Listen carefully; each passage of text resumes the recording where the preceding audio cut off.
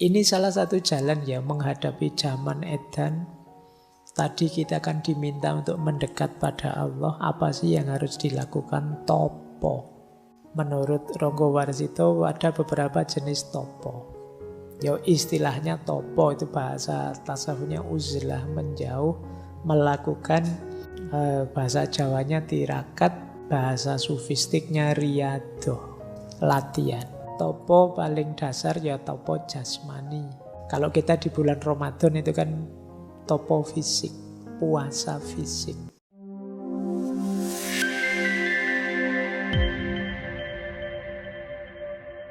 Bismillah, kita mulai ya. Kita awali dari serat yang pertama ya, serat Kolotido.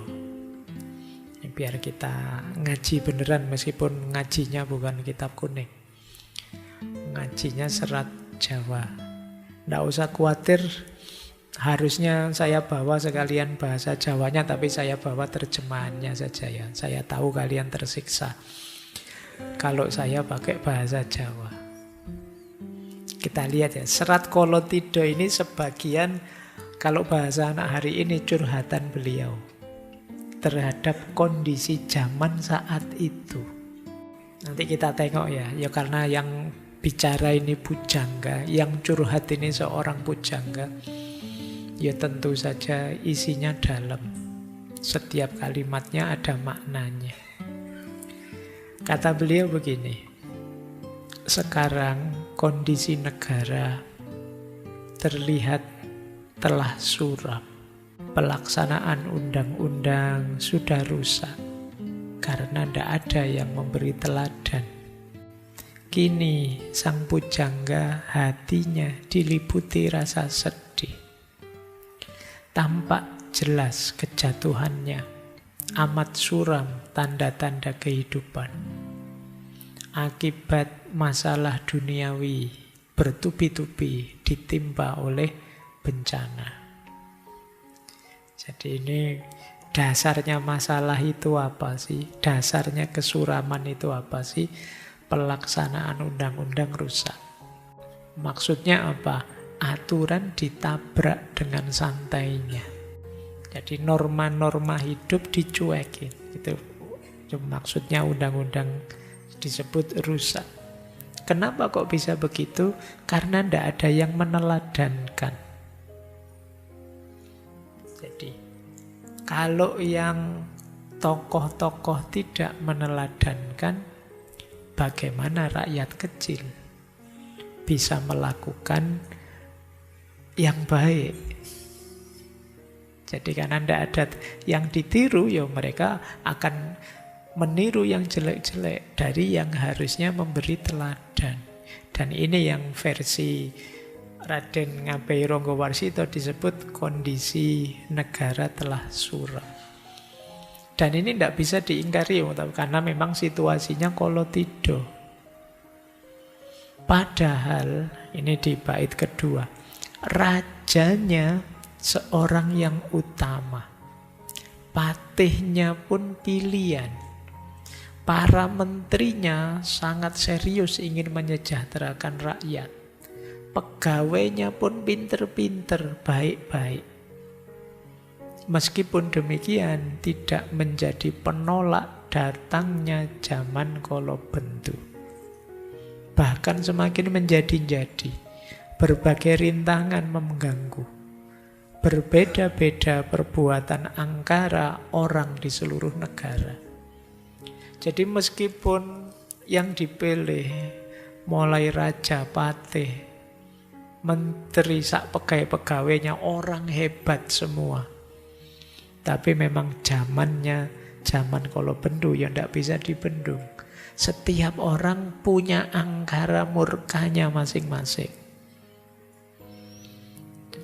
Ada yang angkara murkanya korupsi, ada yang angkara murkanya nyontek, ada yang angkara murkanya maki-maki orang, ada yang semua orang angkara murka sesuai makomnya masing-masing. Nah, ini zaman Kolobendu sudah. Dan tidak sadar, memang zaman edan. Dianggapnya itu sah-sah saja, normal saja, baik-baik saja. Nah, kayak ini keprihatinan beliau. Ini zaman itu ya, kalian tidak usah mikir aneh-aneh. Ini zamannya Ronggo Warsito, itu beliau lahirnya 1801, meninggal 1873, jadi awal abad 19. Saya lanjutkan. Yang ketiga, baitnya, daripada menangis sedih, bangkitlah wahai sang pujangga.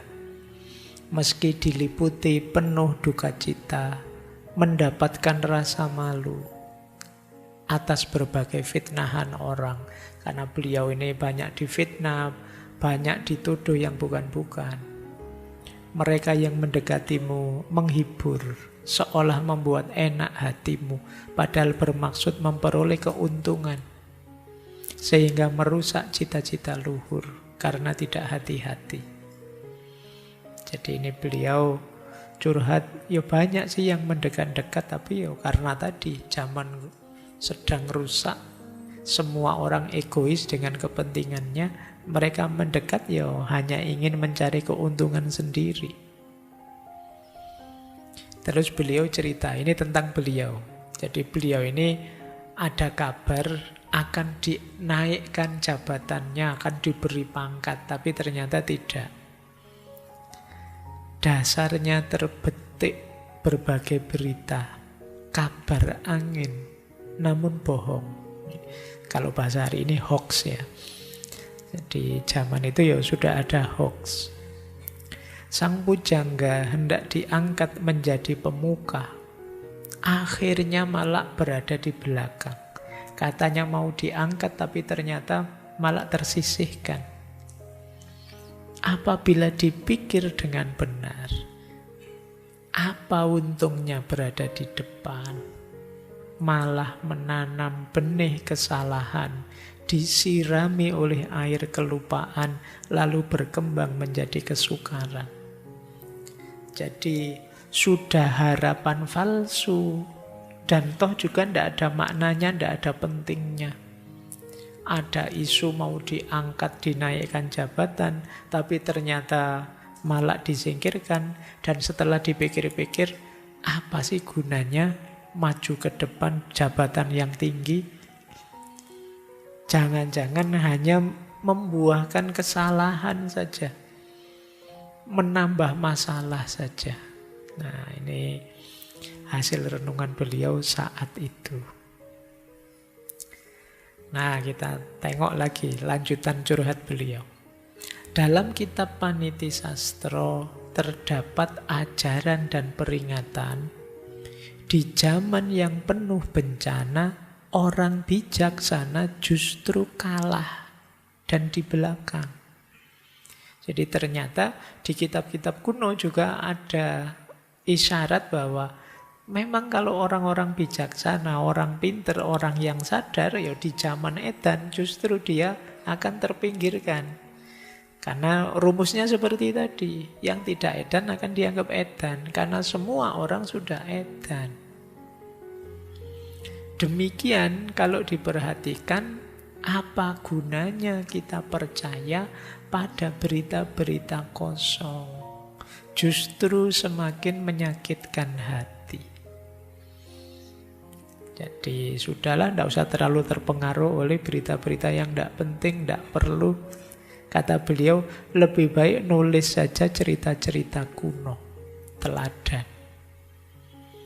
Kenapa? Karena cerita tadi dapat digunakan sebagai teladan untuk pertimbangan baik dan buruk. Tentunya banyak juga cerita yang menjadi contoh tentang masalah-masalah kehidupan, hingga sampai akhirnya pada Tuhan, penerimaan, tawakal, menyadari takdir Tuhan. Siapa tahu mendapat anugerah mengalami hal yang luar biasa. Ini bisa kalian jadikan rumus ya. Kalau zaman sudah buruk sama sekali, buntu, Sudahlah, tarik diri dari keramaian berita yang tidak penting, tidak perlu. Tenangkan dirimu, selami. Kalau beliau nulis, kalau kamu kan saya tidak yakin. Ya baca-bacalah buku-buku, baca-baca yang penting-penting. Untuk apa? Menajamkan diri, mendekat pada Tuhan. Siapa tahu mendaji jalan ridhonya Tuhan, kata beliau, terus kita mengalami hal-hal luar biasa. Nah, ya seperti yang saya sebut tadi, ya antara lain mendapat informasi yang jauh lebih akurat di level kewaskitoan. Jadi caranya begitu, karena siapakah kita melawan semua orang yang sedang gila. Ayo kita waras biar tidak terlalu terpengaruh, ayo beraktivitas yang positif saja. Kenapa begitu? Ini loh intinya. Jadi amenangi zaman edan, ini tak baca Jawanya karena terkenal sekali. Ewuh oyo ing pambudi, melu edan nora tahan, yen tan melu anglakoni boya kaduman melek kaliren wekasanipun. Dilalah kersaning Allah, bekjo-bekjone wong kang lali, luwih bekjo kang eling lan waspada. Jadi menghadapi zaman edan, keadaan menjadi serba sulit. Ikut edan kok ndak kuat. Ndak betah saya Pak mau edan kayak orang-orang. Dengan santainya bikin hoax, dengan santainya saling memaki, ndak kuat saya. Tapi kalau tidak ikut edan, tidak dapat bagian. Gitu loh, ndak dianggap gaul, ndak dianggap masa kini, ndak dianggap orang hari ini. Akhirnya tersingkir, bukan kita. Pada akhirnya terus kelaparan. Tapi apapun yang terjadi sudah dinas oleh Allah, menjadi sunatullah, keinginannya Allah. Betapapun senangnya orang yang lupa diri, tetap lebih bahagia orang yang eling lan waspada. Jadi senikmat apapun kalian dalam kondisi lupa, tetap lebih nikmat ketika kalian sadar dan waspada. Apa sih enaknya orang lupa? Wong lupa itu kan tidak sadar diri. Menganggapnya nikmat mungkin saja itu bukan nikmat. Menganggapnya enak mungkin saja bukan hal yang menyenangkan.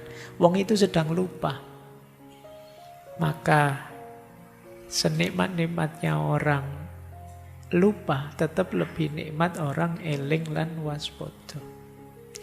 Kalian puasa, lupa terus makan, enak ndak? Wong ya lupa, begitu sadar apa? Menyesal. Jadi padahal tadi merasa enak, wah makanannya kok lezat. Begitu, loh iya ternyata aku ini puasa. Begitu sadar kalian nyesel.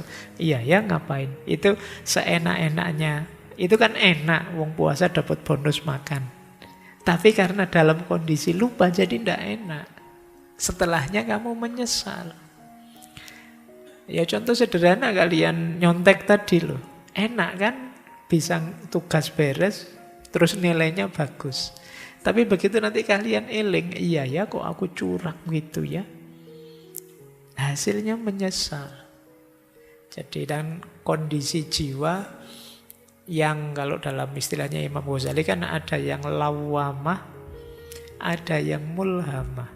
Orang lupa itu yang kondisi jiwanya lawamah ini. Ada juga yang amarah bahkan. Lawamah itu dalam dirinya ada pertarungan baik dan buruk, tapi yang menang selalu yang buruk. Akhirnya kamu menyesal. Kadang-kadang juga mulhama. Mulhama ini masih ada kurang sadarnya juga. Karena mulhama itu pilihannya selalu kebaikan. Tapi belum nyampe yang tertinggi mutmainah. Karena kadang-kadang nyesel juga.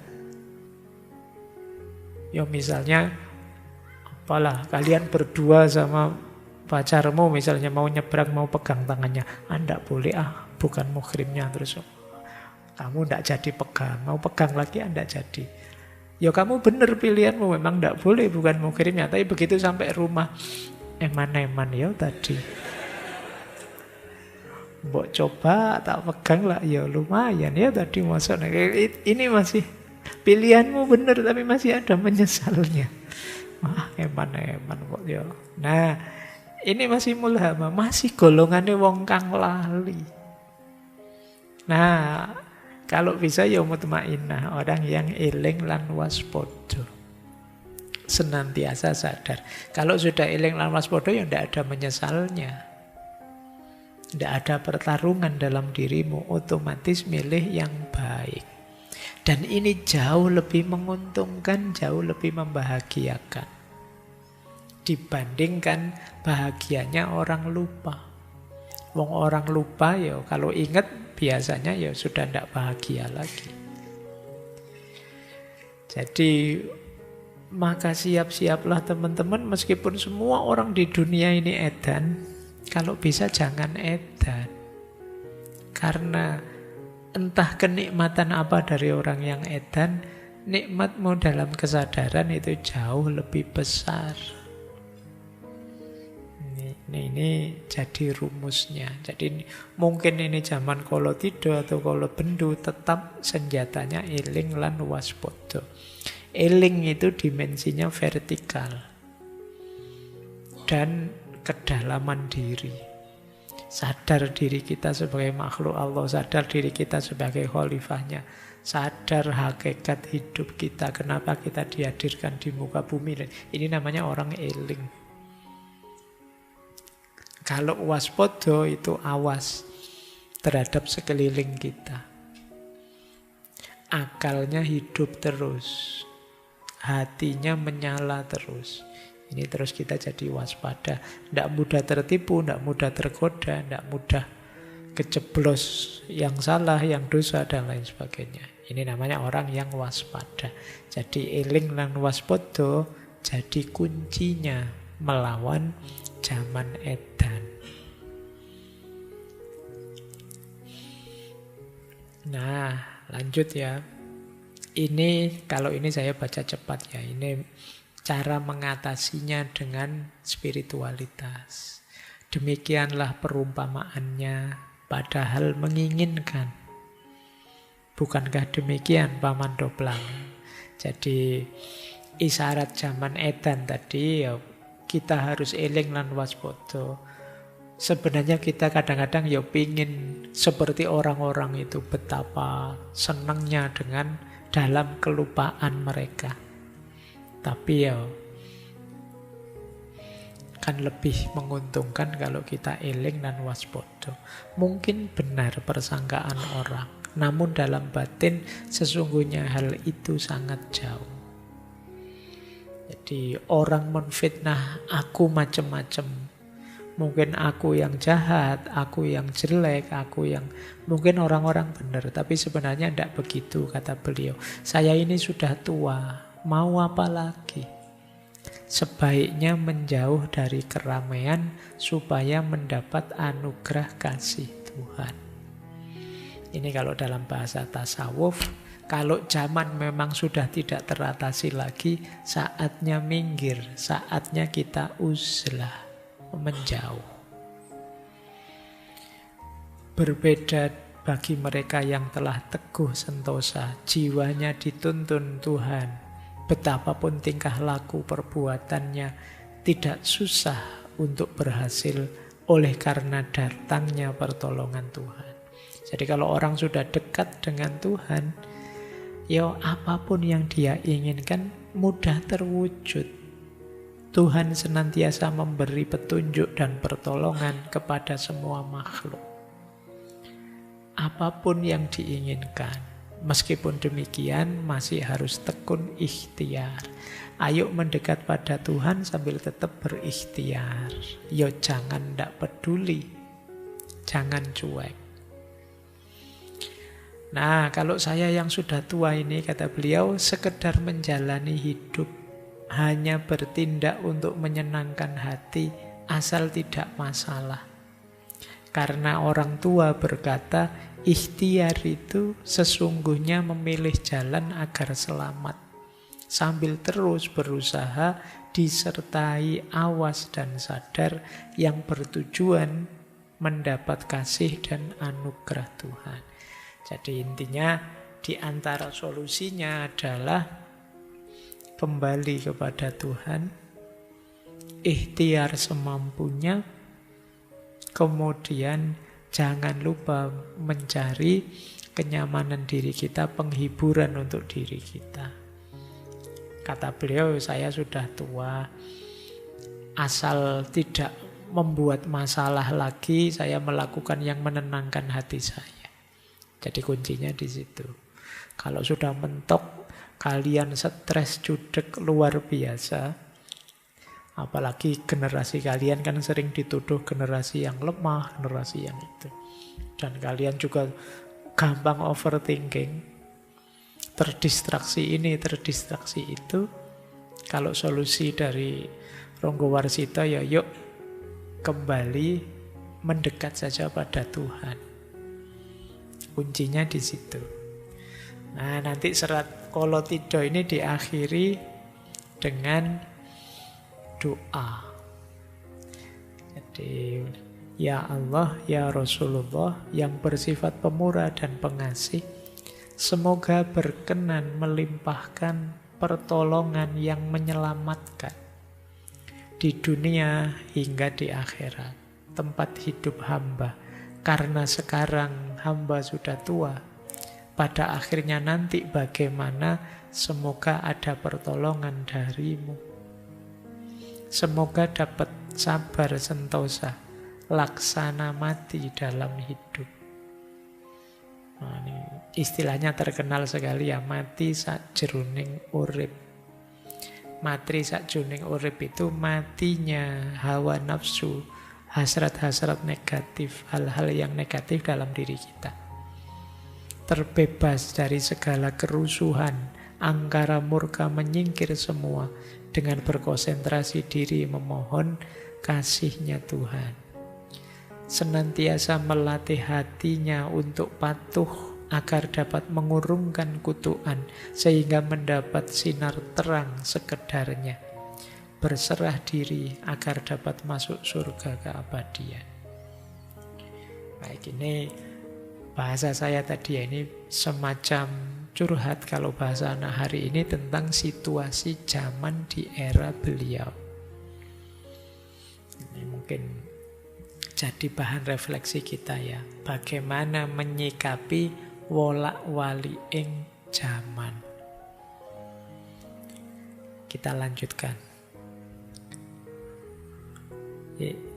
Serat Joko Lodan. Kalau ini lebih filosofis, menggambarkan kekacauan zaman. Istilahnya menarik. Joko Lodang. Joko itu perjaka, Lodang itu yang sudah tuntas pekerjaannya, sudah longgar, sudah selesai perjalanannya. Itu Lodang. Kalau kalian sibuk sekali, terus semua tugasmu selesai, terus kamu santai-santai karena beres semua, itu kan Lodang namanya. Nah, Joko Lodang itu anak muda, seorang perjaka yang sudah tuntas. Ini langka. Biasanya perjaka itu ya urusannya masih banyak, masih dikejar-kejar ini itu. Tapi kalau perjaka kok sudah lodang, ini luar biasa. Nah, Joko di situ sebenarnya maksudnya anak muda yang masih jernih, belum terpengaruh apa-apa. Itu Joko. Ya orang Jawa kan menyebutnya masih ding-ding, masih belum terkontaminasi hal-hal yang negatif-negatif. benar-benar Joko.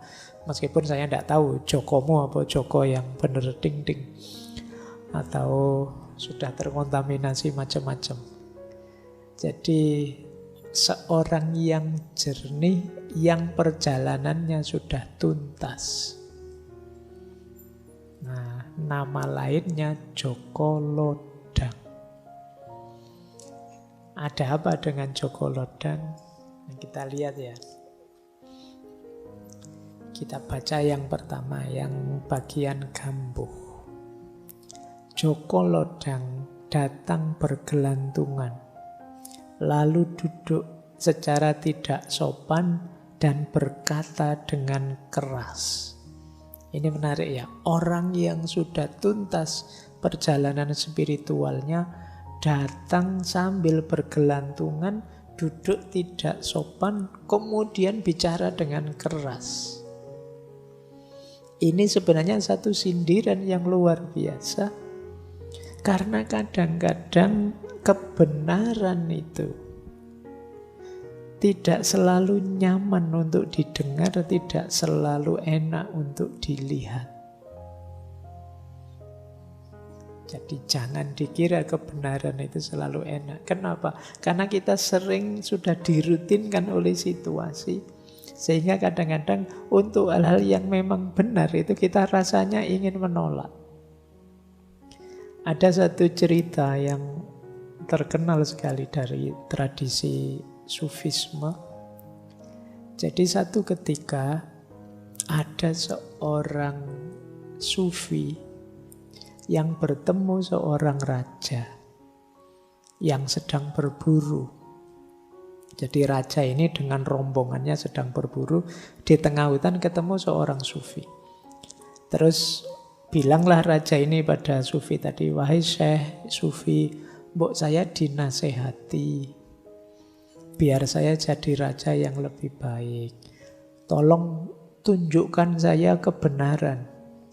Nah, terus sufinya tanya, "Apa kamu benar siap mendengarkan kebenaran?" "Siap. Saya memang sejak dulu ingin mencari kebenaran." Nah, tidak lama setelah itu tiba-tiba anaknya raja, putra mahkota, datang mendekat. Terus sufi itu bilang, "Wah, ini anakmu ya putra mahkota. Dia akan mati loh." Wah, begitu mendengar kata-katanya sufi tadi bahwa anaknya ini akan mati, marah raja ini. "Sampean itu tak suruh ngajari saya kebenaran, malah mengutuk anak saya. Dia ini putra mahkota, gimana bisa didoakan mau mati?" Terus sufinya bilang, "Loh, saya tidak mendoakan. Saya kan bicara fakta saja, kebenaran saja. Siapa sih orangnya yang tidak mati? Kamu juga akan mati, saya juga akan mati. Makanya tadi saya sebut, anakmu juga akan mati. Ternyata kamu belum siap mendengarkan kebenaran." Nah, jadi ini persis seperti Joko Lodang ini. Orang, wah itu ndak sopan itu, wah itu ndak beres itu. Tapi memang kebenaran kadang menyakitkan. Jadi kebenaran kadang-kadang kan kita tolak. Meskipun sudah ada faktanya, sudah ada buktinya, sudah ada kenyataannya. Kita tolak hanya karena ndak cocok dengan keinginan kita. Ndak sesuai dengan harapan kita. Alah, yang jadi kok bukan yang saya dukung ya. Terus kita mati-matian nolak. Ini memang kebenaran itu pahit. Maka Joko Lodang datang dengan bergelantungan, tidak sopan. Terus kata-katanya keras. Apa yang dia katakan? "Ingat-ingatlah, sudah kehendak Tuhan bahwa gunung-gunung akan merendah, sedangkan jurang-jurang akan meninggi. Karena kalah perang, maka akan diusir dari negerinya." Ini menarik. Jadi gunung yang tinggi itu akan bisa merendah. Jurang yang dalam akan bisa meninggi. Ini sebenarnya isyarat wolak waliin zaman. Kalian yang sedang tinggi, jangan sombong, pada saatnya akan runtuh rendah. Kalian yang sedang di bawah rendah, Jangan putus asa karena bisa saja nanti kalian akan naik ke atas. Jadi, dan pada saatnya itu akan terjadi.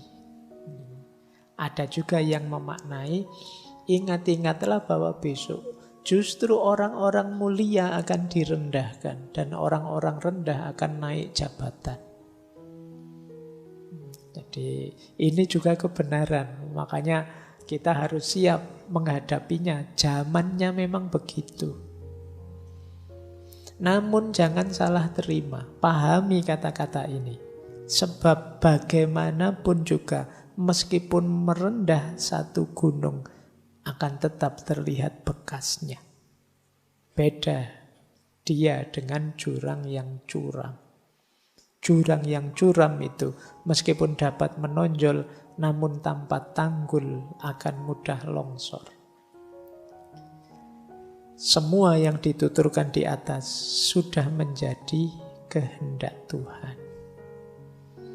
Akan terjadi sesuai Sengkolo, Sirno Toto Esti Wong. Ini Condro Sengkolo itu cirinya Ronggo Warsito kalau meramal. Plus tahunnya dan biasanya pas. Tahun 1850.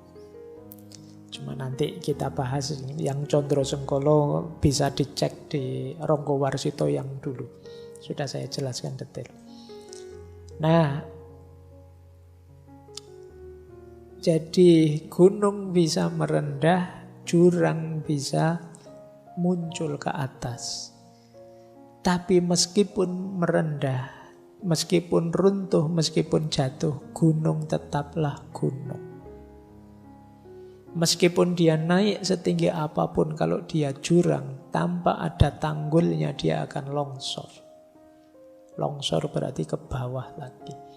Orang-orang mulia bisa turun derajat, terhinakan, tersisihkan, tapi bagaimanapun dia tetap orang mulia, akan ada bekasnya.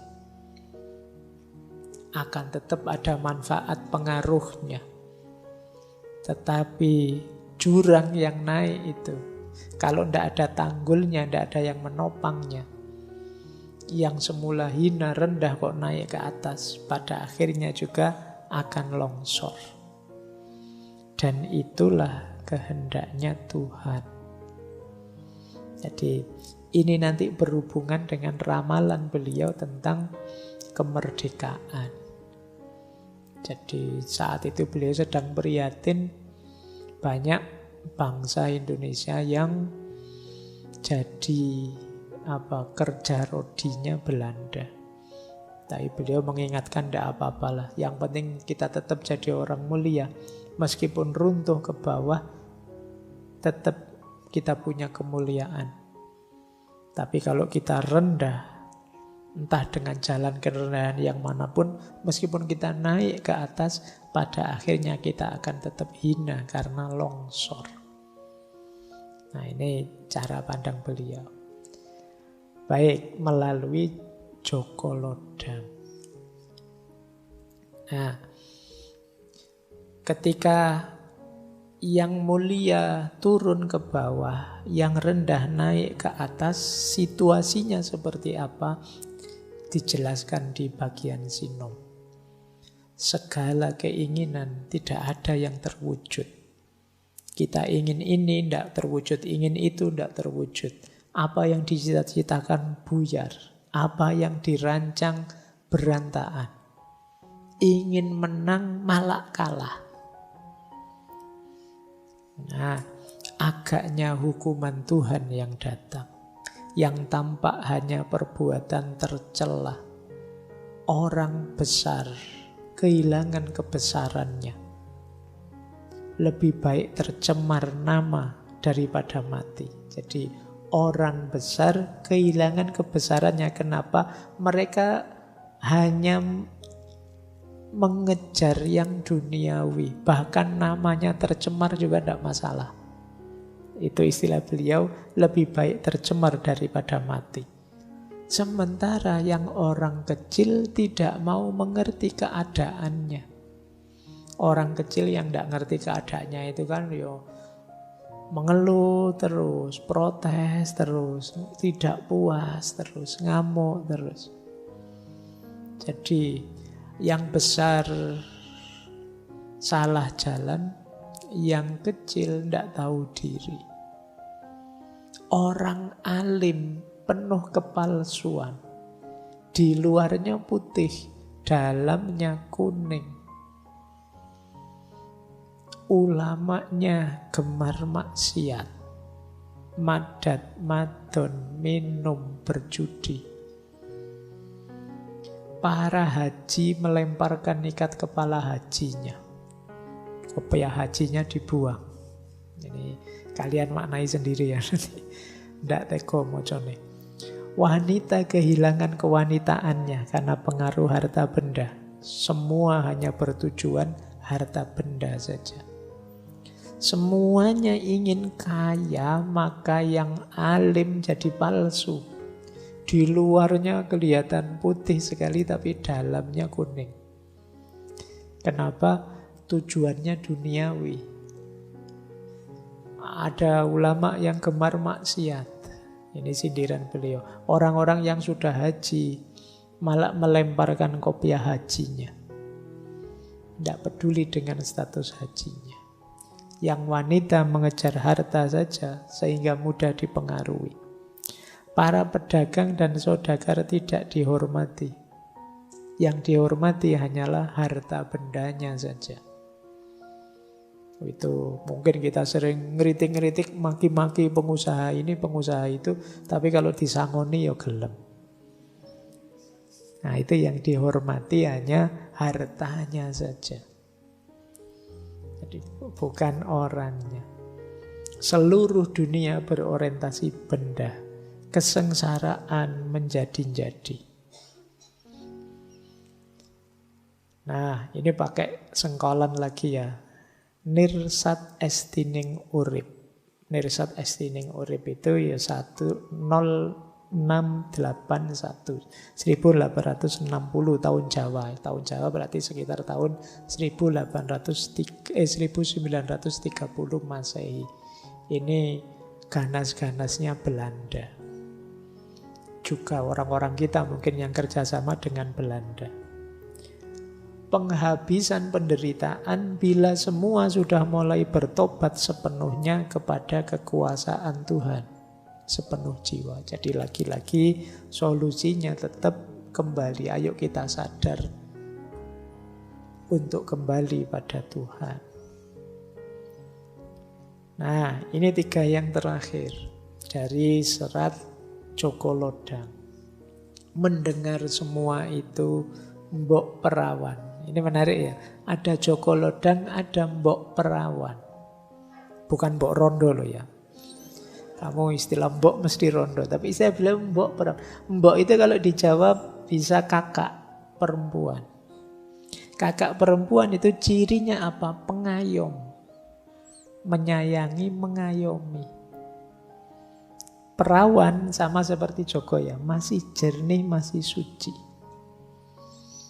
Jadi mbok perawan itu seorang pengayom yang jernih, yang suci. Nah, orang yang semacam ini pasti akan merasa sedih melihat situasi seperti itu. Oleh karena itu kemudian Joko Lodang berkata lagi, tetapi ketahuilah bahwa ada hukum sebab musabab. Di dalam ramalan yang sudah ditentukan, tetaplah berupaya, yang terjadi biarlah terjadi. Jadi ayo kita berikhtiar semampu kita, karena di dunia ini ya ada hukum sebab akibat. Kalau kita diam saja situasi tidak akan berubah. Dan ini yang terus bagian dari ramalan ya. Zamannya masih sama, tapi pada akhir pertemangan zaman, Wiku Sapto Ngesti Ratu 1877 tahun Jawa. Kalau tahun Masehi pas 1945. Akan ada keadilan antara sesama manusia. Itu sudah menjadi kehendak Tuhan. Di waktu itulah orang yang mengantuk mendapatkan ketuk atau gong kecil yang banyak bertebaran di jalan-jalan, yang mendapatkan gembira hatinya, karena isinya tidak lain adalah emas dan permata. Ini yang disebut futuristik tadi ya, ramalan, bahkan beliau bisa menebak dengan tepat nanti situasi memprihatinkan karena penjajahan dan kesengsaraan masyarakat saat itu akan berakhir 1945 tahun Masehi. Yo, ini tidak gampang-gampang ya untuk sampai makom ini. Tidak sekedar nebak-nebak. Kalau nebak-nebak ngarang kan bisa saja, oh nanti akhir tahun ini ada artis yang cerai. Ngono gampang mungkin ya, ada, akan selalu ada masalahnya. Nanti ada orang besar yang meninggal, ya mesti akan selalu ada. Ini beliau presisi sampai ke tahunnya. Nanti bahkan untuk akhir hidup beliau sak tanggal-tanggalnya. Baik, ini serat Joko Lodang, cuma 9 memang, Gambuh, Sinom, sama Megatruh. Nah, kita masuk lebih dalam lagi serat Sabdojati. Kalau ini sudah mulai lebih dalam lagi untuk solusi-solusi apa yang harus kita lakukan menghadapi wolak-wali ing jaman. Ya, Sabdojati berarti sabda tentang kesejatian. Oke ya, isinya begini, nasihat beliau. Ini ditulis terakhir sebelum nanti beliau meninggal. Jangan berhenti berusaha berbuat kebajikan agar mendapat kegembiraan dan keselamatan, tercapai segala cita-cita, terhindar dari perbuatan yang bukan-bukan, dan harus gemar prihatin. Ayolah ya teman-teman, meskipun masih muda boleh kok mencari rumus prihatinnya masing-masing.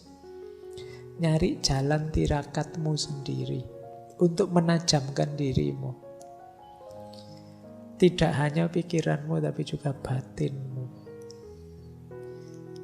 Ada banyak cara, banyak jalan. Kalian boleh bikin rumus sendiri untuk melatih batin, melatih dirimu. Renungilah dengan seksama, urailah dengan cermat, telitilah jangan sampai salah, endapkan dalam hati. Ini menarik, ini sangat filosofis. Kalau kalian menghadapi sesuatu, jangan kesusu disikapi, jangan kesusu dibales, jangan kesusu dijalani, tapi pertama-tama apa? Renungkan dulu. Berpikir yang dalam dulu, ini sangat filosofis. Kalau sudah kamu urai, biar paham posisinya, kamu teliti. Dan tidak hanya itu, endapkan dalam hati, rasakan. Mengendapkan dalam hati itu berarti kira-kira mantepnya bagaimana, nyamannya bagaimana. Itu namanya diendapkan dalam hati. Disitulah kita bisa mudah menanggapi sesuatu. Jadi berarti yang nomor 1 itu memerintahkan kita untuk berbuat baik. Yang nomor 2 memerintahkan kita untuk berpikir jernih. Kita lihat bait ketiga. Senantiasa mendambakan anugerah kebaikan, mengendapkan pikiran hingga jernih, mengheningkan hati hingga kosong, meski sebenarnya berisi. Isinya adalah cipta yang sejati. Kalau ini secara umum nuntun kita untuk mengarahkan gerak hati. Ya, kalau bahasa lainnya niatnya harus lurus. Jadi selain kebaikan yang kita lakukan, pikiran yang jernih, orientasi dan tujuan serta niat kita yang lurus. Hati kita kosongkan dari kepentingan-kepentingan duniawi, kemudian kita isi dengan yang sejati. Senjata yang keempat apa? Kesabaran. Jalankan semua itu dengan penuh kesabaran. Sebab jika bergeser akan mengkhawatirkan. Jika kesurupan setan gundul yang menggoda membawa kendi berisi uang banyak. Nah, yang bisa membuat kita kesurupan apa? Setan gundul. Setan gundul itu ya biasanya membawa kantong isinya uang. Nah, jadi orang sudah tirakatan membersihkan hati, membersihkan pikiran, meluruskan niat. Begitu ketemu duit, bisa saja melenceng karena itu godaan paling berat. Yang bisa kesurupan jin lebih gampang, kalau kesurupan duit lebih susah. Setan gundul ambisi untuk nyari duit, kata Ronggo Warsito. Makanya hati-hati dengan setan gundul itu. Kan kita selama ini ada prinsip UUD, sopo-po ujung-ujungnya duit, dengan uang apa sih yang tidak selesai. Tapi kalau kita seperti itu, ya kita kehilangan kejernihan diri tadi. Eman-eman. Nah, maka ayo kita prihatin, tirakat. Ayo membersihkan pikiran, membersihkan hati. Ayo mengorientasikan diri ke arah yang positif, niat yang baik. Mari menjalankannya dengan sabar dan hati-hati kesurupan. Dilanjutkan kesurupan selanjutnya apa?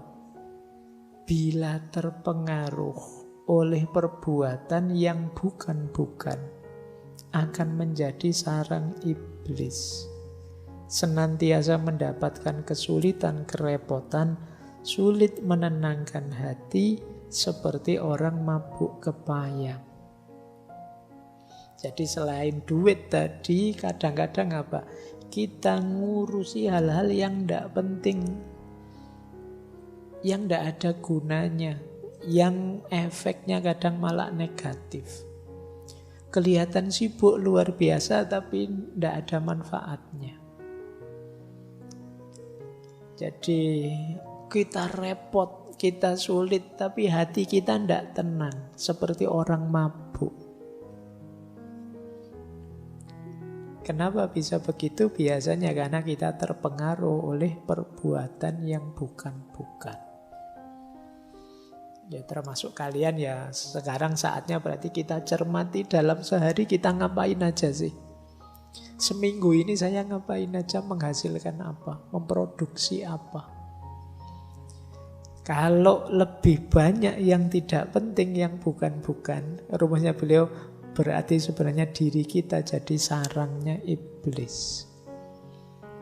Iblis nyaman dekat-dekat kita karena kita melakukan hal-hal yang tidak penting, yang tidak perlu. Akhirnya apa? Kalau jadi sarangnya iblis, kata Ronggo Warsito, hatinya jadi tidak tenang. Was-was terus. Rasanya kok tidak nyaman terus. Seperti orang mabuk. Kita jalan kemana-mana seperti orang bingung. Tidak ngerti tujuan mau apa. Akhirnya apa? Kalau terlalu banyak melakukan hal yang tidak penting, akhirnya tidak tertarik terhadap perbuatan kebajikan. Terlalu sibuk dengan yang bukan-bukan, perbuatan baik jadi tidak menarik. Segala yang baik lari, sebab kita sudah atmosfernya atmosfer buruk. Lupa Tuhan, lupa dengan ajaran Tuhan, ajarannya musnah berkeping-keping. Jadi dunia sekeliling kita akhirnya negatif semua. Yang positif kita lupa sudah. Nah, bukankah banyak orang pinter, banyak orang cendekiawan dan lain sebagainya. Tapi kata Ronggo Warsito apa? Namun demikian, yang melihatnya bagaikan matanya kemasukan pasir. Orang cerdas intelektual itu melihat semua itu kayak orang kelilipan. Jadi tidak terlalu peduli. Tidak kelihatan aslinya apa. Tidak melihat betapa sengsara, betapa banyak kebingungan, betapa banyak keresahan di sekelilingnya. Itu bahasa beliau seperti orang kelilipan. Yang bisa melihat itu kan ya tadi istilah beliau ya ada orang pinter, ada para alim dan lain sebagainya. Itu tidak peduli dengan apa yang terjadi tadi. Seperti orang yang matanya kena pasir. Akhirnya apa? Banyak orang yang bersujud pada yang jahat. Orang jahat, orang buruk ditunduki sedemikian rupa dianggap utusannya Tuhan. Nah, ini mulai sekarang kalau bahasa kita mempertuhankan yang bukan Tuhan. Bahkan orang jahat kita anggap utusannya Tuhan. Itu ketika kita tidak bisa tadi, tidak bisa tirakat, tidak bisa membersihkan hati, tidak bisa sabar dan lain sebagainya. Nah, coba kita cek diri kita. Kata beliau selanjutnya begini, tapi bagi orang yang bijaksana, biasanya cirinya apa? Galau hatinya. Jadi, kenapa hatinya galau? Jika tidak ditiru, tidak ikut orang lain, dia disalahkan. Dan hidupnya jadi tanpa makna, tapi kalau ditiru, hidup jadi hina. Jadi orang bijaksana, dia bisa melihat, tapi dia bingung. Kalau saya ikut orang-orang, hidup ini jadi tidak ada maknanya. Tapi kalau saya ikut orang-orang, hidup ini jadi hina. Milih mana kamu, hidup tidak bermakna atau hidup hina? Nah, itu berarti kata Ronggo Warsito tidak percaya kepada Tuhan. Lagi-lagi beliau mengakhiri, yuk kembali sajalah pada Tuhan, pencipta segala sesuatu. Mereka yang sungguh-sungguh akan berhasil. Kebahagiaan akan datang atas kemurahan Tuhan. Tuhan mengabulkan semua permintaan jika dilakukan dengan tulus. Tuhan akan menolong, tidak kurang sandang pangan, terkabul semua keinginan. Ini beliau menarik. Di belakang terus beliau bilang, bla bla bla bla, beliau bilang sang pujangga sambil menasehati, membuka rahasia ilahi yang banyak tersembunyi sehingga dapat diketahui. Manusia yang hidup di zaman kerepotan, keburukannya meningkat, perbuatannya menjadi-jadi, pikiran-pikirannya sesat, keampuhannya tidak tampak lagi. Lama-kelamaan makin memprihatinkan. Merasakan ramalan tersebut, sang pujangga senantiasa merenung diri, melihat zaman penuh keprihatinan. Selesainya kapan? Ini ramalan lagi ya. Lagi-lagi beliau menyebut tahun 45 nanti. Waluyane benjang lamun ono wiku, memuji ngesti sawiji, sabuk lebu lir majnun, gali bedan tudang tuding, anacahken sakeing wong. Selesainya besok ketika ada seorang wiku. Wiku ini setara kalau sekarang mungkin begawan. Jadi seorang alim, orang suci yang memuji yang tunggal sejati. Istilahnya bagus. Sabuk lebu lir majnun. Pakai ikat pinggang debu seperti orang gila. Maksudnya apa? Ikat pinggang debu itu berarti sangat sederhana. Dia bukan orang kaya raya yang terikat oleh dunia. Dan seperti orang gila bahkan. Jadi apa? Tidak dipandang sama sekali pada saat itu. Tapi sebenarnya beliau ini seorang wiku. Orang bijaksana, seorang pegawan. Hilir mudik menunjuk kian kemari. Gali bedan tudang tuting. Ini mungkin menyebalkan bagi banyak orang, tapi dialah yang membangunkan banyak orang. Mengarah ke banyak orang. Anacahken saking wong, menghitung banyak orang. Maksudnya apa? Menyadarkan, menunjukkan nilai masing-masing orang. Kamu itu anak bangsa, kamu itu punya tanggung jawab kemanusiaan, kamu itu sejenis itu. Dan itu terjadi dengan Sengkolo tadi ya. Wiku memuji ngesti sawiji. 1877 atau tahun Masehi 1945. Disitulah baru selesai zaman Kolo Bendu. Kolo Subo kang gumanti diganti dengan zaman Kolo Subo.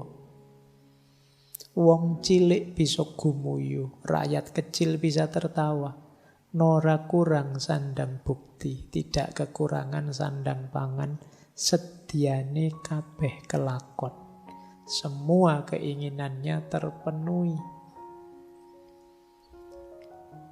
Nah, ini 4 yang terakhir ini ramalan tentang diri beliau sendiri. Penglihatan sang pujangga belum tuntas, seperti benang yang terus diulur.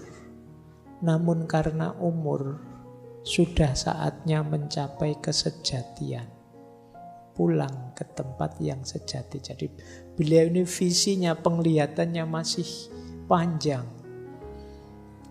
Seperti benang yang diulur. Ingin cerita banyak, tapi terbatas oleh umur. Yang terlihat hanya kurang 8 hari lagi. Waktu kematian akan tiba. Terlihat di Lauhil Mahfudz kembali menghadap Tuhannya, tepatnya pada hari Rebu Pon. Tanggal 5 kira-kira waktu zuhur bulan Selo tahun Jimakir. Wuku tolu windu sengoro. Itu kalau dimaseikan tanggal 24 Desember 1873 pas. Itulah saat yang ditentukan.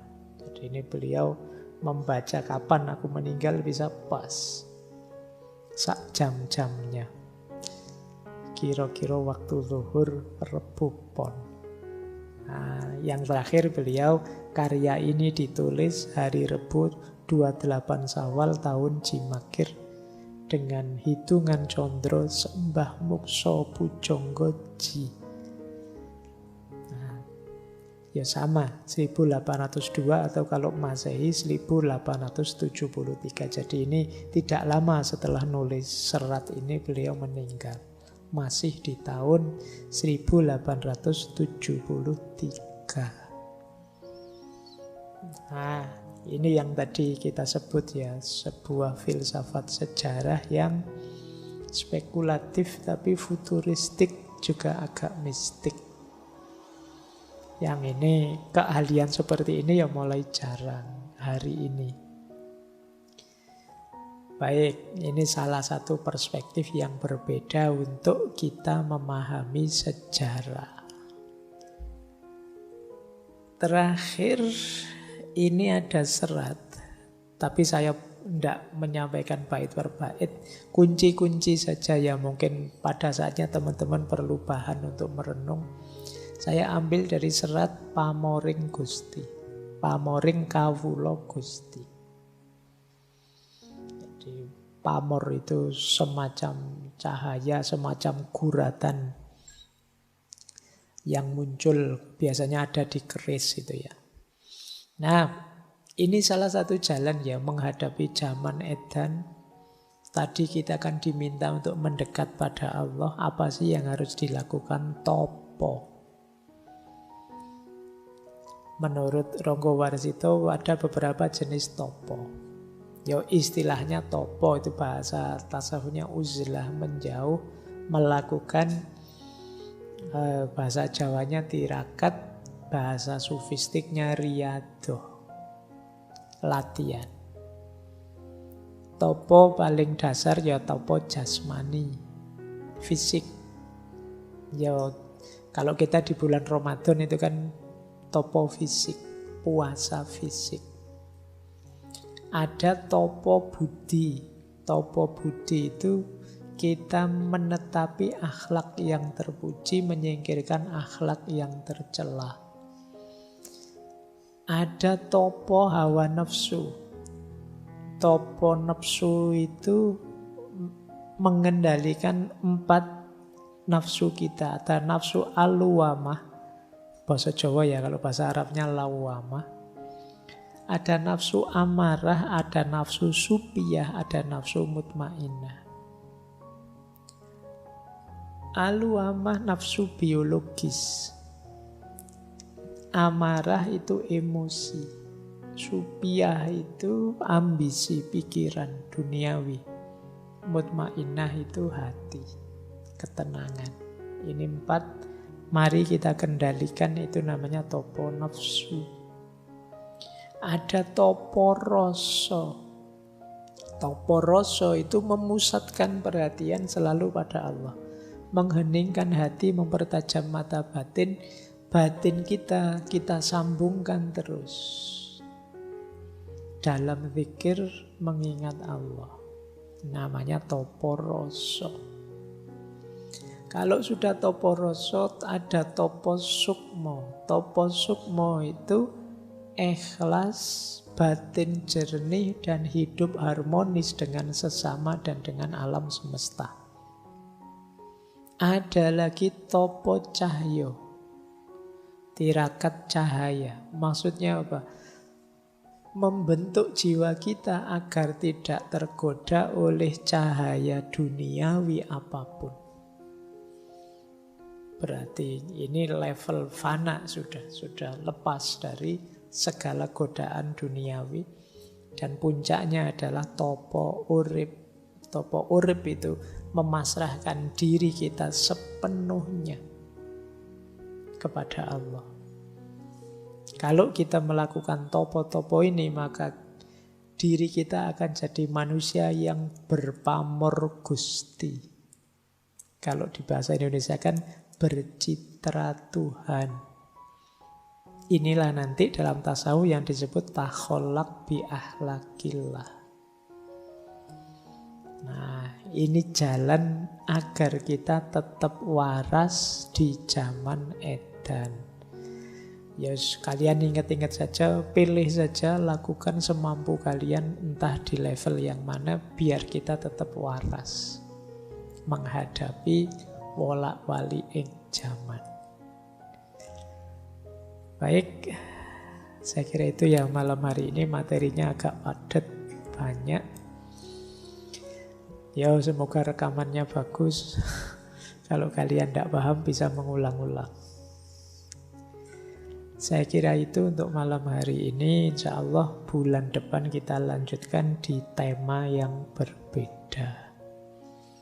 Setelah jungkir balik zaman di bulan ini, nanti kita tema baru bulan depan. Saya akhiri sekian, kurang lebihnya mohon maaf. Wallahul muwafiq, wallahu a'lamu bissawab. Wassalamualaikum warahmatullahi wabarakatuh.